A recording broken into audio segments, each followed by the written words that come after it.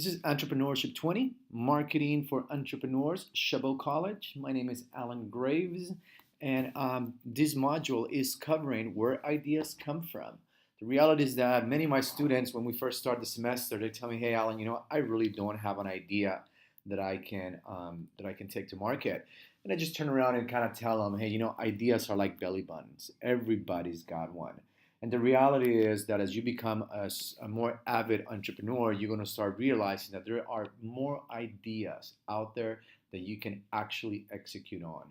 So it is very important to take the time and analyze how good an idea is going to be. And that's part of what we do in Entrepreneurship One, is do some competitive analysis, some market research, and to figure out if this is going to be a profitable idea or not.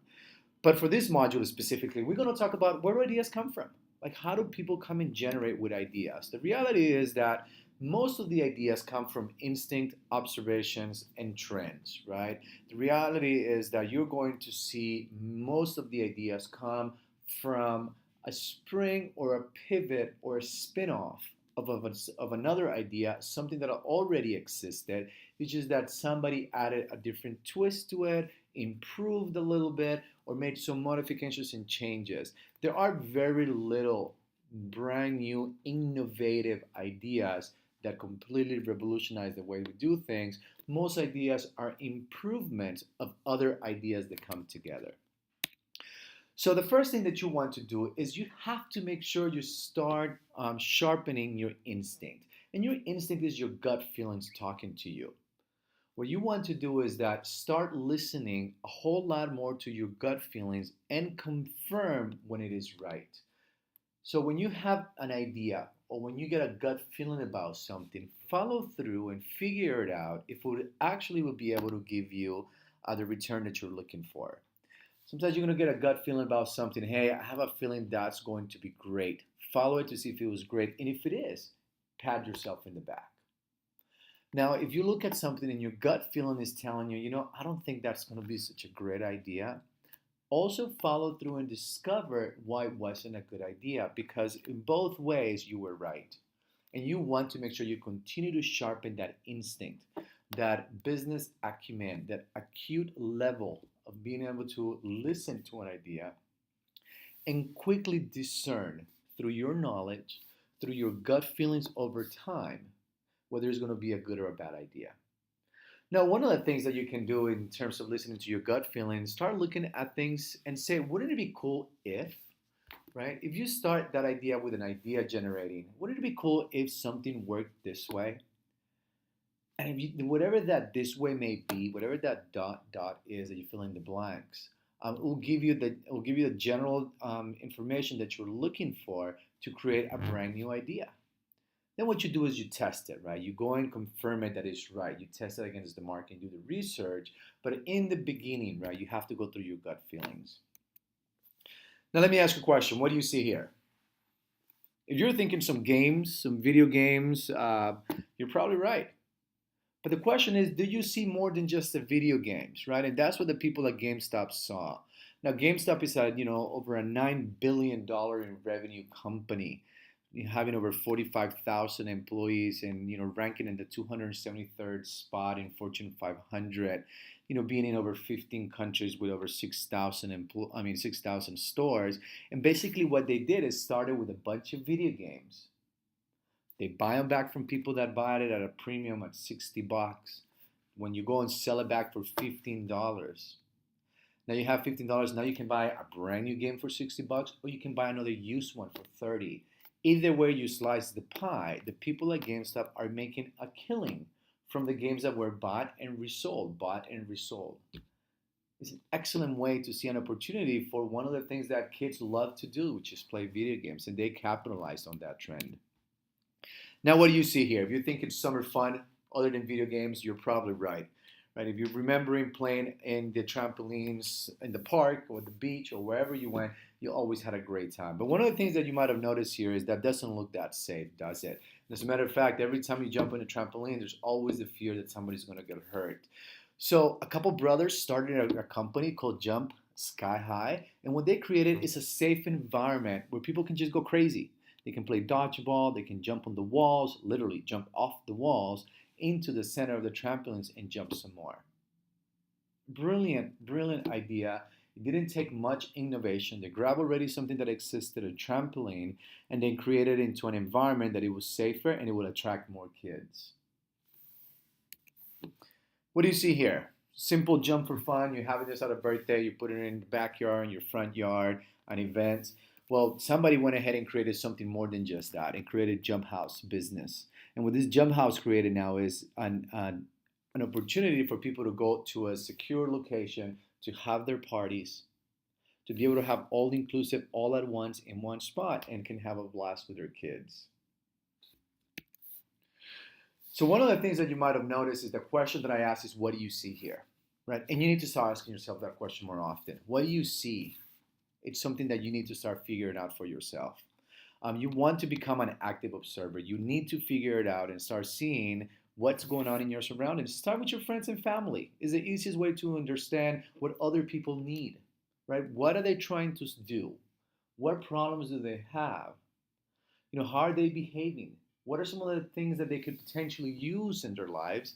Wouldn't it be cool if they had this, and if they did, how much would it cost? How much would they pay for it? That is how you start generating new ideas. Observe what they are doing and identify if there is a better way that you can create something or a service that you can provide that will make it better for them. And at what price point would that service be? Now, the reality is that there are some trends that are not going to be changing anytime soon. People get married, and that's the fact. And they get divorced, and that's a fact. But let's stay with the happy thoughts. People will get married, and they can spend $60,000-$70,000 in a wedding. And from the wedding itself, there is a gift registry. There's the bridal shower. Then there is the actual food at the wedding, then the cake, then tuxedos, then the dresses, then the DJ, then the cameraman, the camera person. So there are so many different jobs of opportunities that a person can provide for just a couple getting married, right? And that's only if you're looking at the traditional way of people getting married. But if you're in fact looking at how do I provide a service that is different than your traditional wedding, because a lot of people nowadays are looking for something that is non-traditional. They're looking for something that is more unique to their experience, right? And if you can create that corner market where you are a person that provides those unique experiences, then people will come to you. People will find you because people that are getting married, the first question that they want to do is, one, look at their budget. Number two, look at what kind of experience they want to have. And after they get married, they have kids, right? So there's an entire different business sector behind kids, from maternity leave, maternity pregnancy workouts, then post-care workouts, then et cetera, et cetera. There's so many things that go out from the moment that the woman gets pregnant all the way to when she gives birth. Then after they give birth, there are so many other services of childcare, education, creativity classes for children, and so on. That it's so big that the reality is that you have to start looking at what is your passion and start observing what some of those people want or would need.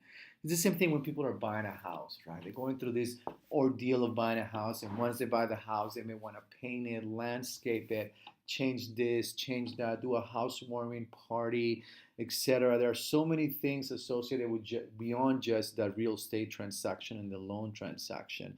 And people adopt dogs, they get older, and then they die.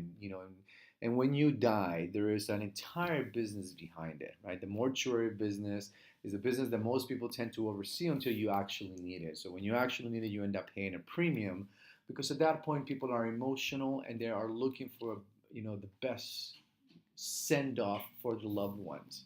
So they go and they have to buy a casket that is $2, $3, $4, $5,000, and they have to go and get the priest. Then they actually have to get the land where they're going to bury the loved one. So there's an entire business behind it in the grieving process. And the question is, can you see an opportunity to make the grieving process better, maybe different, become a market disruptor of what's going on in the status quo and in the grieving process of loved ones? And if you don't want to work with people, well, companies will need capital, right? Every company that starts at some point, they need money. That's the reason why people go into business, is because they want money. So sometimes they need capital up front. Sometimes they just need capital to sustain. And sometimes they need capital to keep going. They will hire employees, they're going to fire employees, they're going to buy equipment, and they're going to sell stuff, right? One of the companies that we worked for a long time is that we were a marketing company. So we were actually the muscle that does that marketing and selling for that company. So while our company did not produce anything, we were the consultant service, if you will, that actually brought the products or services into the market. We are the ones who actually make that happen. And companies will grow, or sometimes companies will fail. At failure, there are some needs. At growth, there are some needs. The question is, are you paying attention to what's going on within your surroundings to understand where you can when you can review if there's an opportunity for you. Now, one of the things that we've noticed is that U.S. population's growth, and it continues to grow now. We're going every year is exponentially grow, as you can see in this chart. So there's more people. There's going to be more needs, more doctors, more nurses, more pizza parlors, more places to eat, more educators, right? Because there is a need of an explosion of people, so there's going to be a shortage of need. Can you review what's going on with your surroundings and create an opportunity that is given by that population growth in the U.S.? The other question that you may want to ask, not only are we having a longer population growth, people are actually living longer and they're working longer, right? They're no longer retiring at 55, 65. They're actually retiring way later. So during this time, there are different people that are actually still in the labor market, and there are some other people that are trying to retire and want to have some more leisure.